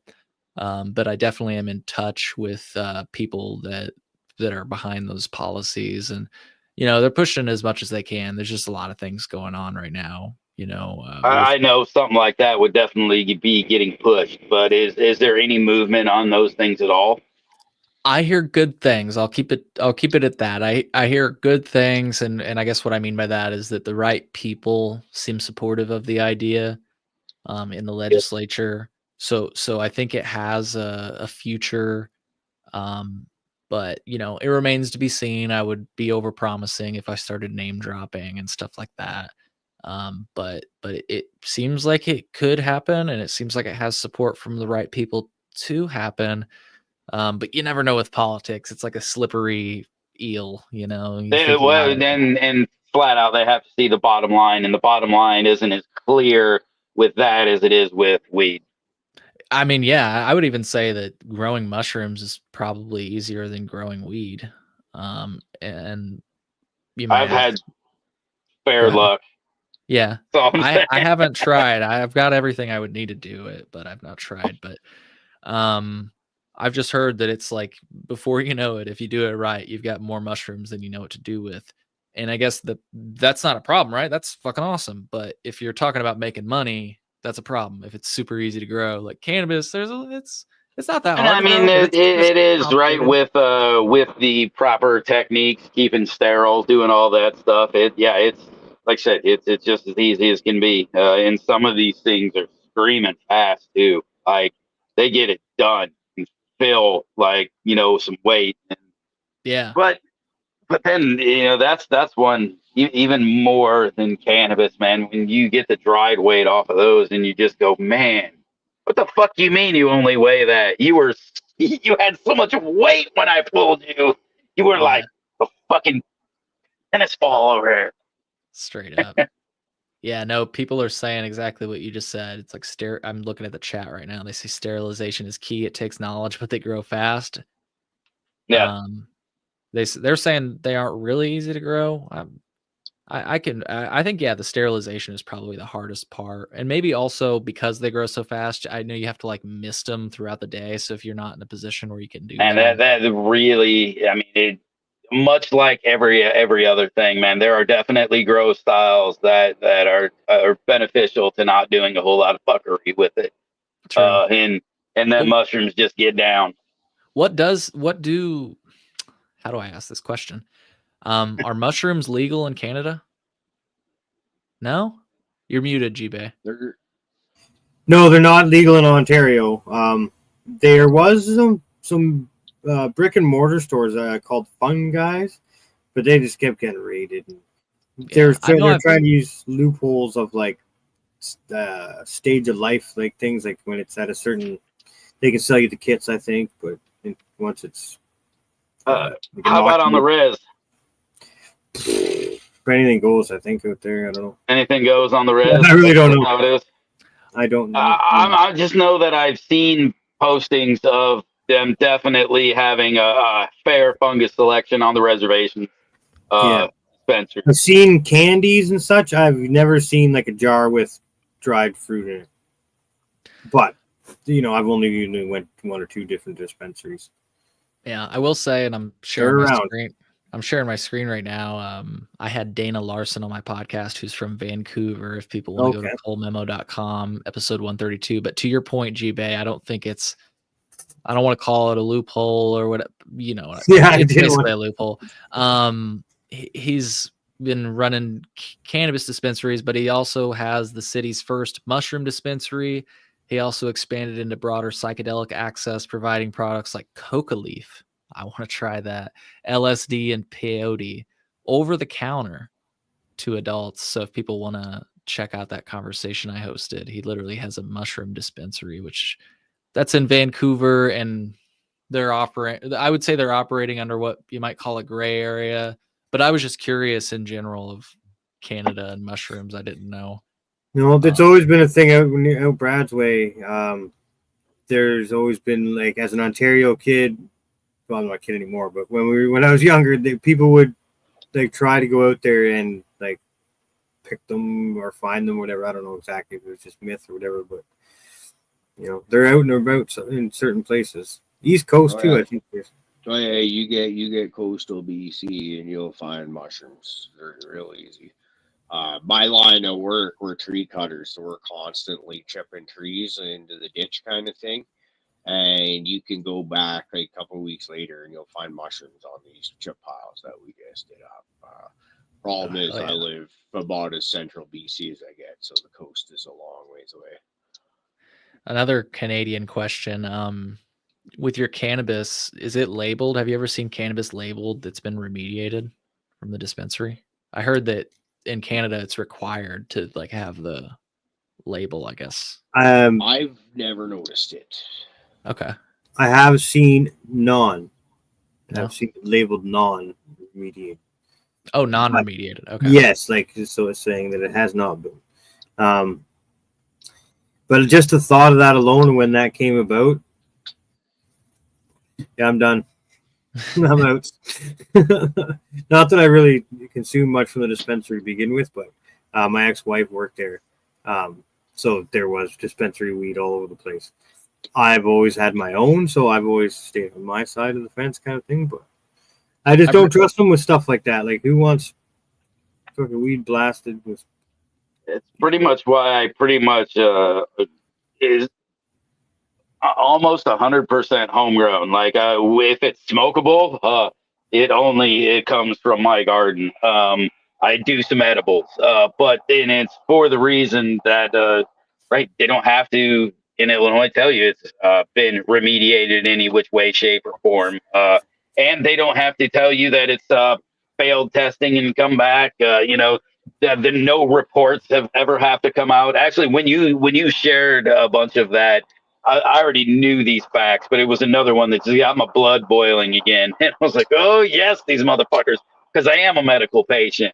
And I do take the fact that we started this with a medical system seriously. I do think Illinois needs to take their medical side seriously because they fucking don't anymore. It's like, you can tell it's the redheaded stepchild of the Illinois cannabis.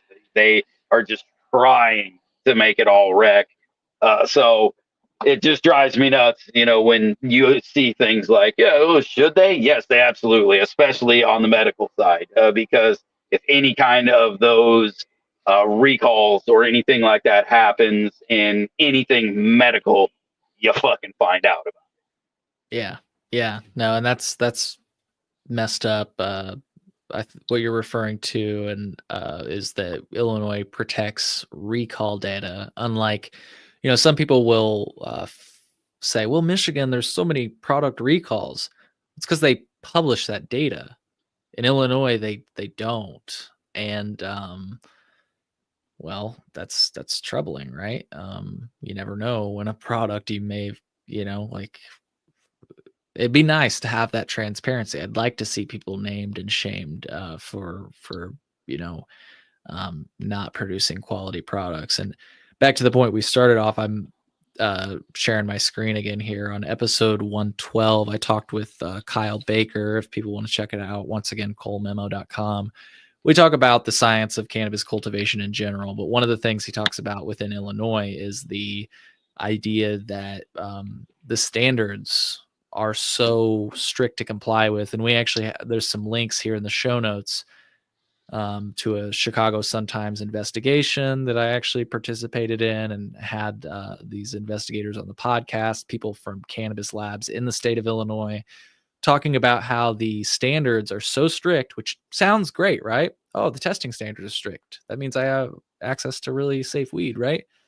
Apparently not, according to this guy who's a cannabis cultivation consultant, people that work in the labs. The standards are so strict that it's actually causing massive non-compliance, which is not a good thing, right? But the reason I brought up that question about Canadian cannabis being labeled is because I recently saw that in Massachusetts, they're considering requiring all cannabis that have undergone a kill step or remediation, and I can briefly explain the difference for our listeners. A kill step is when you remediate cannabis before it's tested. You employ that technology. Remediation is when you've tested your cannabis and it's like, this cannabis failed for X, Y, or Z. Oh, okay, we're going to remediate it. So kill step is proactive, remediation is reactive. Massachusetts is considering requiring that all products be labeled, whether they were kill stepped or remediated. And they pointed to Nevada, and they also pointed to Canada. They said Canada requires the Radura symbol, and they for any cannabis that has been radiated. And they said even the FDA for foods, they require food to be labeled as with the Radura symbol for radiated. But since we don't have that regulation for cannabis, like I say, in Massachusetts, they're kind of pushing for that, sort of leading the way, if you will. And it'll just be interesting, I think, like you said, Fluffs, people should have access to that information.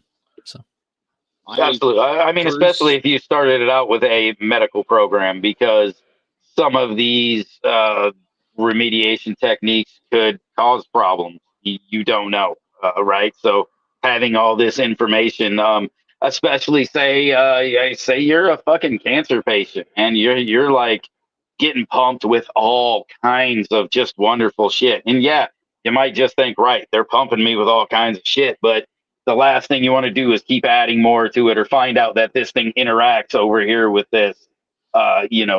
So it's yeah, you know. I don't buy a lot of dispensary weed, and so there that might be why I've never noticed anything like that. Or maybe I've even been lucky and not found radiated weed or anything like that.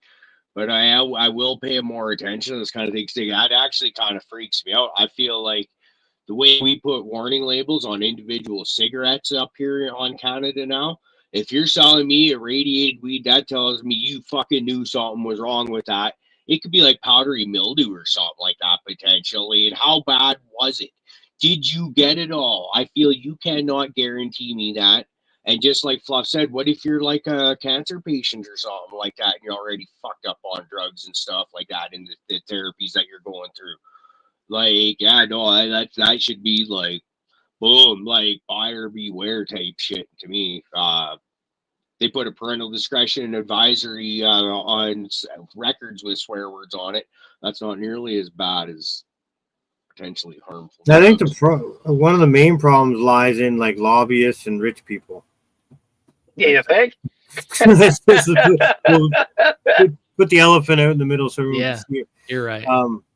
But then past that, the thing is, like, we'd have to tighten up the whole consumer level of consumerism, amounts of toxins allowed, or whatever you call it, parts per million of bullshit allowed in food and all that. That's so large that, what they're doing with the cannabis isn't really, causing too much stir because, there's, they allow so much in the food and true. Yeah. So yeah, no, and to your point about lobbyists and people like that, I know in some states, I think it was Nevada, I'm going off the top of my head right now, but there was discussion about whether or not to label products like these back in the day, whether they've been remediated or kill stepped. And some of these companies have come on and lobbied against the idea of labeling.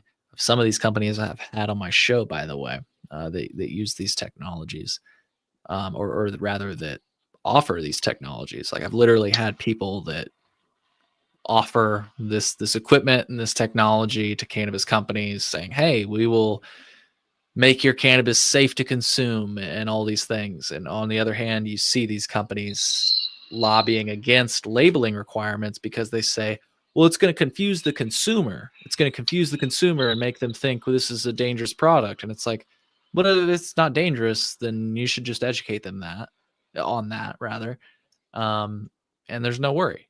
Like my thing is we need to have better, more educated consumers, and labeling everything that has ever happened to the product seems it seems like a good step in the way of educating people. I don't think when you say that they're going to be confused, it sounds like you're calling your consumers stupid. Like, I don't know about you guys, but I now that I know that a lot of my foods are remediated in some ways, it's like, all right, like peanuts, for example. I believe peanuts might be like is a product that's often irradiated. It's not.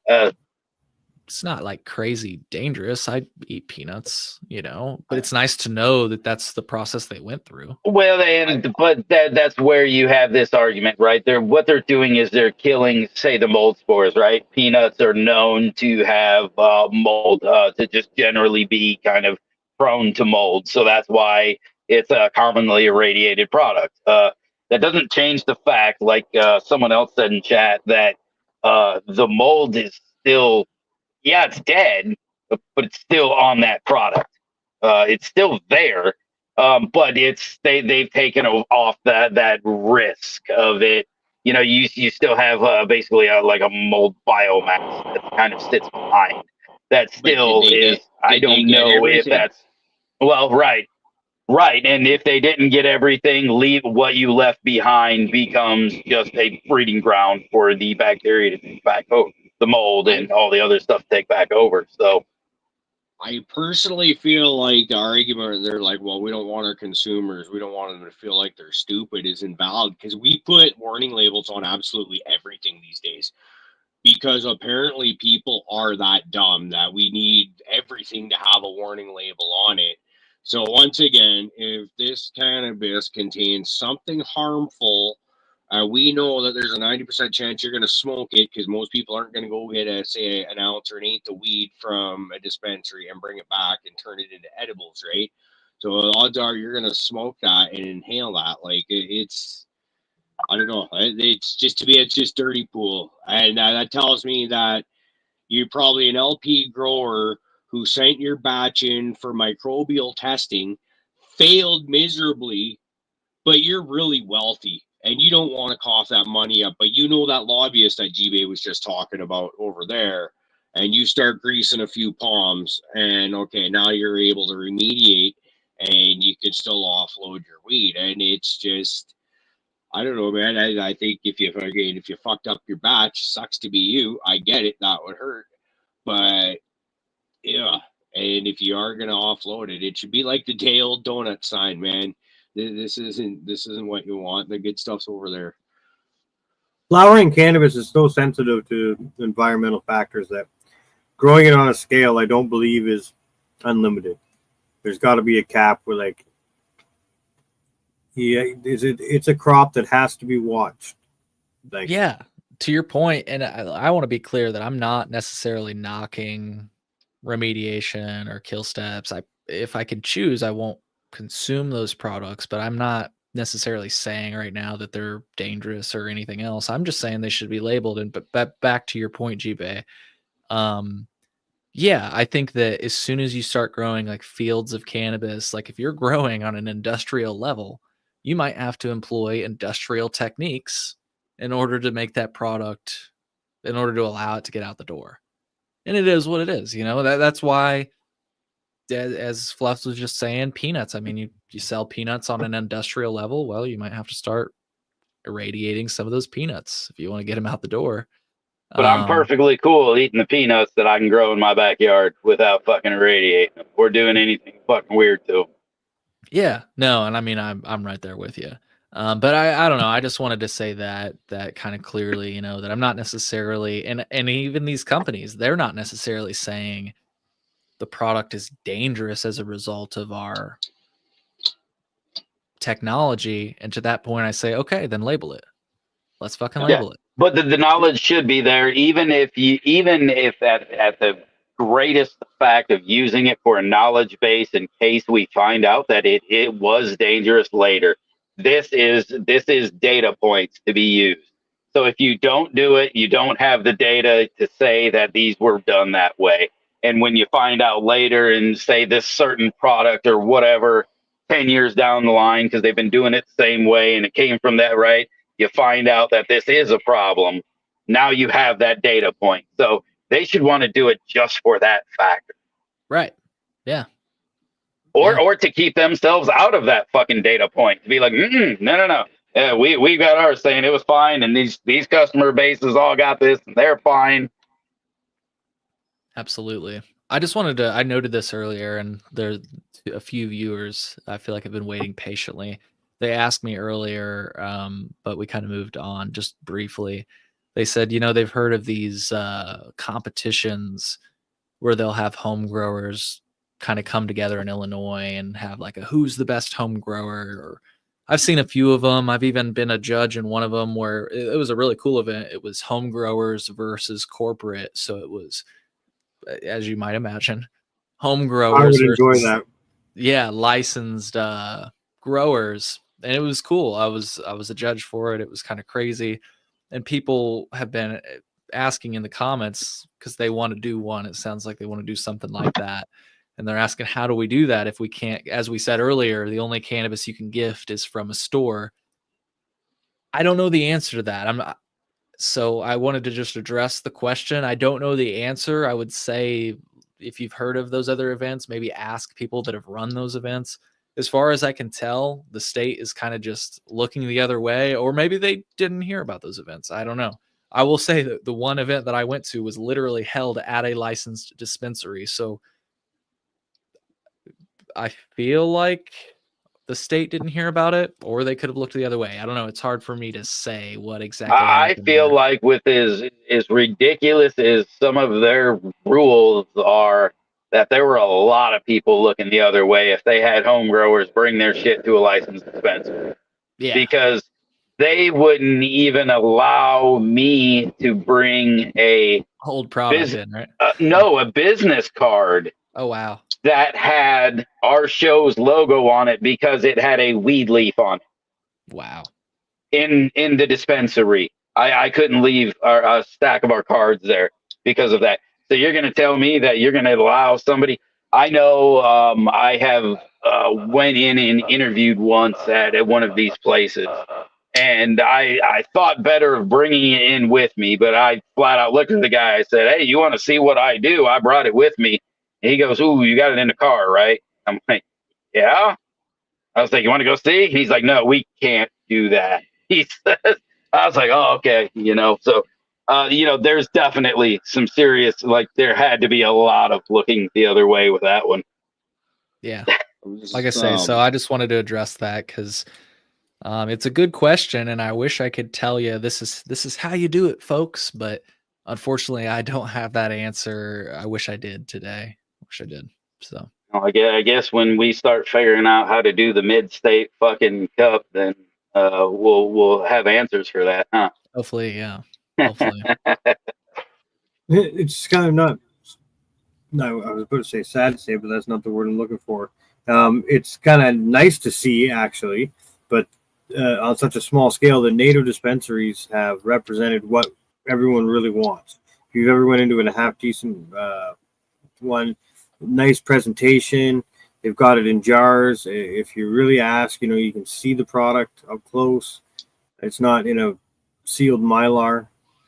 So I really enjoy that aspect of going on to reservation land where it's kind of, I don't know the exact laws, but I know that they can run dispensaries kind of their own way, and it works a lot better than the government ones, I tell you. Yeah, prices are Not for reasonable. Typically, quality is typically better than you're going to find at a government dispensary. Huge fan. But let me say this quick: for the people that like that type of shit, the fake stuff with the flash packaging, quick in and out with the menus and all that shit, leave it there for them. There's people that enjoy that. I want to go talk to a head, like someone who knows something about weed and can open a jar or two for me, and we can talk about it maybe, and hopefully they've used it or they do use it for some sort of specific purpose or ailment. That's, some people go, me personally, I've said this a lot, I don't really have any ailments that I'm like, I need to smoke my weed. Day-to-day agitation is what my ailment is. Like, life pisses me off, so I need to smoke weed to chill it.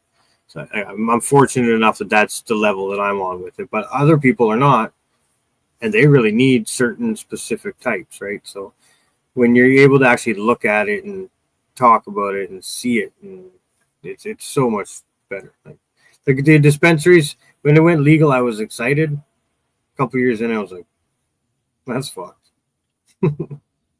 Mind my life. I wish we had reservations here. Because it Right? seems like the closest thing we have to a reservation, I guess the closest thing to Fluffs he has to a reservation is maybe Missouri. The closest thing I have is Michigan, where you can actually go, like you say, see the cannabis, meet the person that grew it, look at it, smell it. I mean, yeah.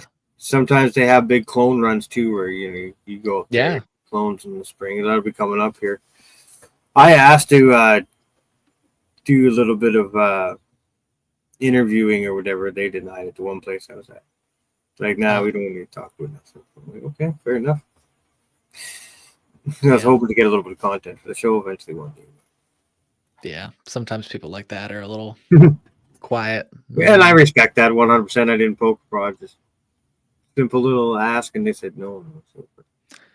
You know, speaking of Michigan, my most recent episode, it's episode 185 at the time of this live stream, where we were recapping Hash Bash of 2025, which I think was just in the last few weekends. And again, Hash Bash inspired Hash Wednesday that we were talking about earlier. It's a thing that's happened in Michigan since I think the 70s. And it's always been this exactly like I was describing Hash Wednesday earlier, where you kind of get on the quad for a college. In this case, it's the University of Michigan in Ann Arbor. You smoke weed and everything. And in this most recent episode 185, I had one of my good friends come on the show and talk about their experience. And it was interesting because now it's not only a big cannabis fest, but mushrooms are just being openly sold. Because it's decriminalized in Ann Arbor now. So, people were just selling mushrooms in booths. He said there were people selling LSD, nitrous gas and balloons. They even had DMT pens. It's like, damn, it sounds like you went to another country, man. Yeah. That's Michigan. Right. Is that, you just call that shit Little Amsterdam or what? Literally. Yeah. Sounds like it. Yeah, I feel like maybe the Third Eye craft fair is a bit that way. I'm not sure. Do we have any of the Michigan crew in there tonight? Usually we got a fair group of Michiganders. I was gonna say Michiganders, yeah. And people in the chat. well, one of them's quite regularly. He's a licensed caregiver up there. I know he was in there earlier, and I know he's very he's a big proponent of the mushrooms. What do you call it? Adaptogens? Is that what you call the whole realm of entheogens? Entheogens. That's it. Thank you. Entheogens. But he's a very big proponent, and I feel like the Third Eye Craft Fair was founded around that. Yeah. As the name might imply. Yeah, I will say the third eye kind of gives it away. Yeah, right. But man, that's one that I would definitely love to get up there and check that one out. But I think it's at this point it's almost an every weekend event. So, but it would definitely be cool to get up there and check out Hash Bash. Yeah, I'm in touch. Hopefully, in the next month, I'll have somebody that led the decriminalize Ann Arbor movement. So we'll be talking about how they made that happen. Because again, I thought there was maybe some sort of psychedelic thing going on in Canada. It sounds like I was maybe wrong on that.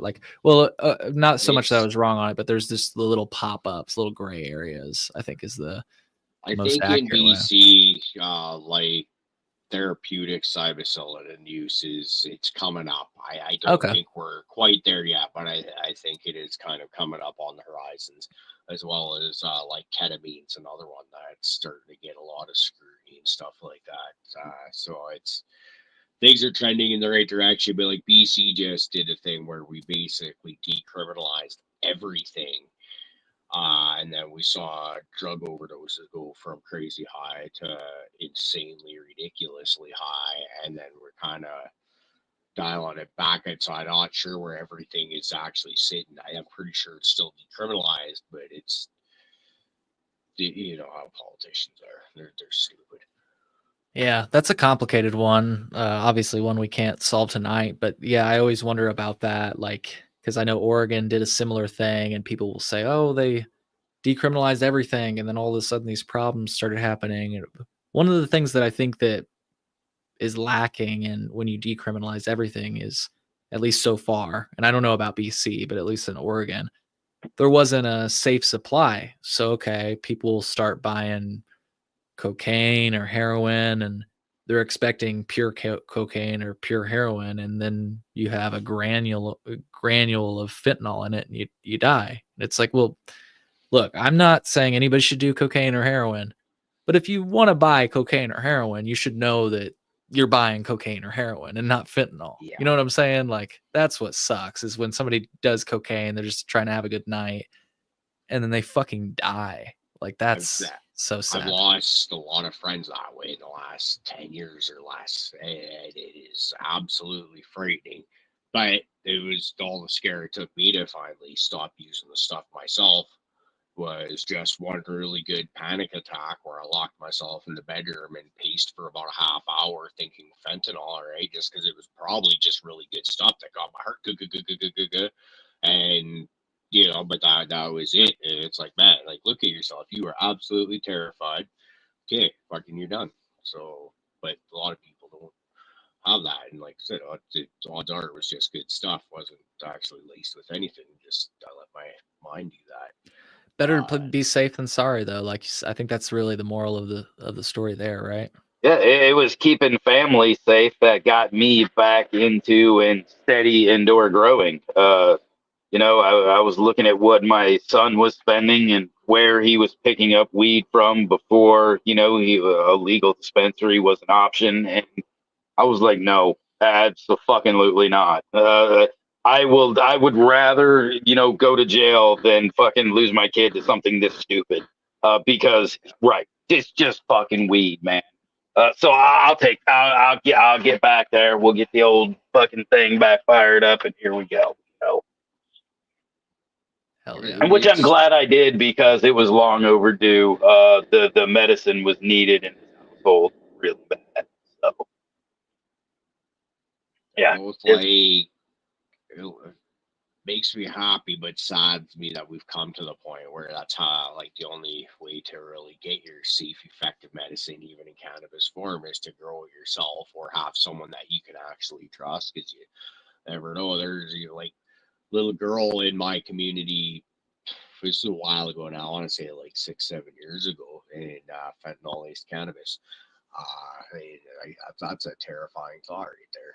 It's well, and then you say things like that, and then right, that's definitely when people would look at a quality plug or somebody like this, where I would give you some and say, no, I can just get it from the dispensary down the road, because they believe that would definitely at least be much safer option than what I could give them, right? Because I am that unknown, but that shit is tested, and they believe that is tested because my state would not allow them to harm. Right.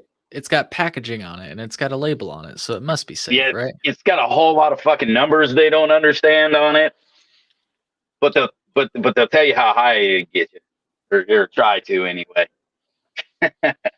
Yeah. Yeah. I just a last thought on that specific subject. I don't know if you're familiar with the iron law of prohibition, but it's something that actually Dana Larson, the person I mentioned earlier from Vancouver, Canada, I believe he was the one that taught me about it. And it's the idea that the harder the enforcement, the harder the law enforcement goes, the harder the drugs get. People might be like confused about this, but it's like it's pretty simple. So like just economically, if you wanted to ship in a bunch of coca leaves, like coca leaves are super popular in Peru, I believe. I don't know, in Southern America and different places, and Colombia, places like that. Well, they'll just chew on the leaves. It's all good. Kids do it, adults do it. Not a big fucking deal. But it's not very economic to ship a bunch of fucking coca leaf. Like it's, you got to bundle it up and all this stuff. It's easy to ship cocaine powder. Yeah. You mash it up, a lot put it tighter. into a fucking tire, put it into whatever. Same thing could be said about opium. People have used opium for a long time, and there's not like a sordid history, from what I understand, of people overdosing on like natural opium. But that's logistically, it's hard to ship a bunch of opium flower and however you prepare opium. But it's easy to ship heroin, powdered heroin, concentrated heroin. And it goes back to, let's just use one more example. When alcohol was illegal, yes, you could find beer, but what were people shipping? What Moonshine. were people? Moonshine, yeah, because it's more concentrated, More bang for the buck. More bang for the buck. There you go. You get it. That's the iron law of prohibition. Especially if it's going to be fucking illegal. I'm going to get fucking as high as I can because it fucking, this this one good time might end me 3 years in jail. So yeah, so why would I ship a barrel of beer when I could get a bunch of jars of moonshine and spread it amongst multiple communities, and everybody can just kind of dilute it into their drinks? More bang for the buck. And this is the iron law of prohibition. And it's like, if we would just let these natural forms, the natural low dosed forms, I think, are always the most popular. I would even say that cannabis concentrate became as popular as it is as a result of prohibition. So let me back up for a second. Obviously, like, it became popular in legal states like Colorado and California and everything else because people like to kick it up a notch. But also, it's easier to ship, smells less, all these different things. Like, and then here again, we have the iron law of prohibition. So I just wanted to say that, I think if people had the option, they would choose the lower dose, less harmful option, in the case of coca and opium, and you might even say beer compared to moonshine. But when prohibition is a thing, logistics come into the picture. How do we ship as much as we can, and hide it? And that's when you come up with concentrated forms of drugs. So it's it makes sense when you think about it from that economic perspective. It does, and it's an interesting thought as well. I never thought of it on those lines, but it's one of those, as soon as you hear it, you're like, yeah, that makes sense. Yeah. So I know we're about at the top of our time. I'm good to rock, but if you guys want to close, it's all good with me. But I'll just plug, once again, my website's colememo.com. Thank you for the space. Generally speaking, I talk about the things we talked about during this show. I've done other little projects here and there. I think I promoted this last time. It's still an ongoing series. colememo.com/sex. I've been interviewing prostitutes, which has been super interesting. We went to a fucking brothel in Nevada. So if you go to colememo.com/sex, you can see me touring a brothel. You can see me talking to prostitutes that have been in the White House, that have been all over the country. You get to meet Cowboy Cole. Yes, and you get to see Cowboy Cole. I dressed up as a cowboy for the because I'm ridiculous. Somebody said, "You dirty dog." Yeah. See, Jay Patrick posted the link to your YouTube channel up in the chat there. Thank you, Jay. Yeah, thanks, Jay. No, I started watching the sex worker one. It's awesome. It's actually really awesome work, and you learn a lot. It's a lot more in depth, so it's really neat. And I should clarify, it's not in depth in terms of, I'm not like, so when you get into the bedroom, do you take his pants off? And like, it's not like that. Like, that is, I mean, look, the sex talk comes up, but that wasn't the point. It was kind of okay. So Nevada is the only state in which this is legal. If you rewind the tape a few years ago, Colorado, California, Michigan, it's the idea that there are industries that become legal in a certain state. And I've always been fascinated. This happened to me when I went to Colorado. I remember crossing the Colorado state line and breathing this like sigh of relief, because it's like, oh, all the cannabis in my car is legal now. And it's just weird how you cross an imaginary line and all of a sudden the rules are different. And so this is just another example of that. So sure, there's talk about sex, of course, because we're talking to sex workers, but mostly it's like, how are you treated as a human? How did you end up here? Why are you staying here? When are you going to get out? How do you like it here? Logistics of what your future is like. Those were the cool things when I say in depth. That it was really cool. Like the actual, it went into more than just what's it like being a whore. Right. It's nothing like that. There's a lot of actual intelligent talk that goes along. Yeah. You're a very good speaker and such, so it would probably be a very well versed interview. Be nice to be better than off the street kind of stuff.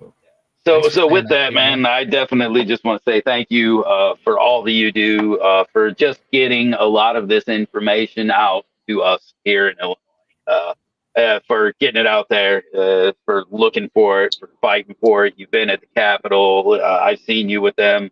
Like I said, you've had actual no tangible change in written form, in things changing. So my hats always goes out to you for everything. I appreciate the kind words, Fluffs, and thank you again, G-Bay, for what you just said. I thank you, and thank you again, Brad, for the space here. And I just really appreciate you all for doing what you do. You know, I haven't tuned in a while, but I do tune in from time to time, and you always have good conversation here. And I think it's important for the community to like just hear, you know, this stuff talked about normally, and the fact that you guys just consume normally. It all leads to normalization, and I guess I just want you to know that I'm thankful for what you all do too, because it all helps. We're all fighting the good fight, and so yeah, just wanted to throw that right back at you. Thank you all for what you do. Thank you. And for everybody, man, go hit ColeMemo.com. Check out his shit. Throw him some love. Join Instagram. And if you are in a state, get into, look at your laws, man. Your policies. And I just want to say real quick, for people that are tuned in live right now, smash that fucking like button. Please. Yeah. Yes, we're bad YouTubers. We never say those things. Smash. We're getting better. So with that, let's get the fuck up out of here. Thanks, everyone.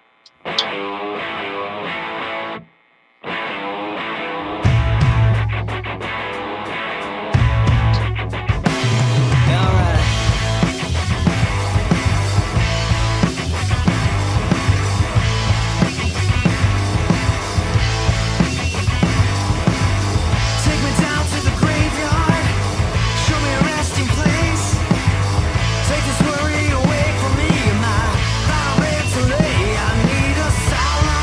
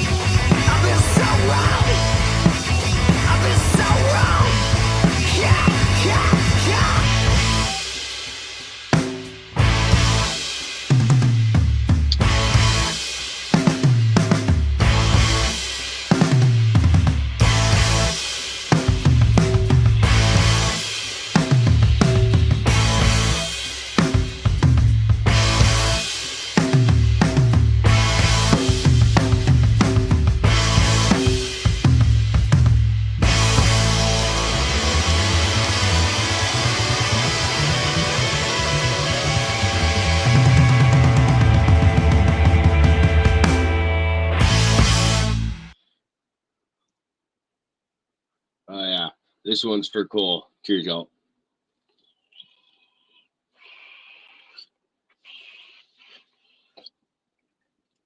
Dude, look, new box of papers day. Woo! New box paper day.